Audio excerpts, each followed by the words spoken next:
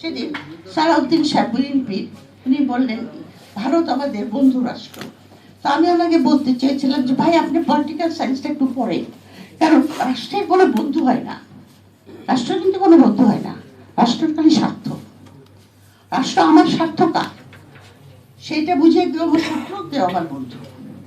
আমার জন্য বন্ধু ফরএভার এরকম কথা পলিটিক্যাল সায়েন্সে নাই, মানে ইন্টারন্যাশনাল রিলেশনে নাই।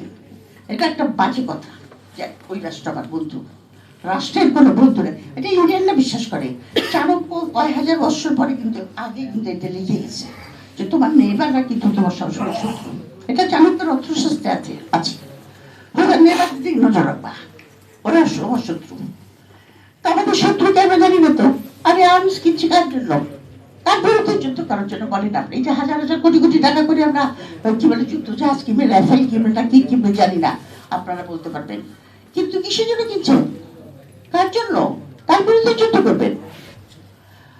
সুতরাং আপনার যে জিনিসটা আমি বলতে চাই, আমি শর্ট করে ফেলবো, সেটা হলো যে আপনার এই যুদ্ধে জয় পেতে হলে আমাদের ঐক্যবদ্ধ হতে হবে।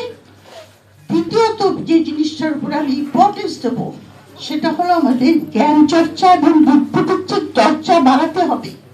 এখানে আমাদের গবেষণা রিসার্চ কেন্দ্র গড়ে তুলতে হবে, যারা আমাদের সভরেনিটি, আমাদের স্বাধীনতা, আমাদের বেঁচে থাকার অধিকার, আত্মমর্যাদা এগুলি নিয়ে তারা রিসার্চ করবে এবং সেটাকে আপনার সংরক্ষিত বা করার জন্য কি কি পদক্ষেপ নেওয়া উচিত সেগুলি তারা বলবে।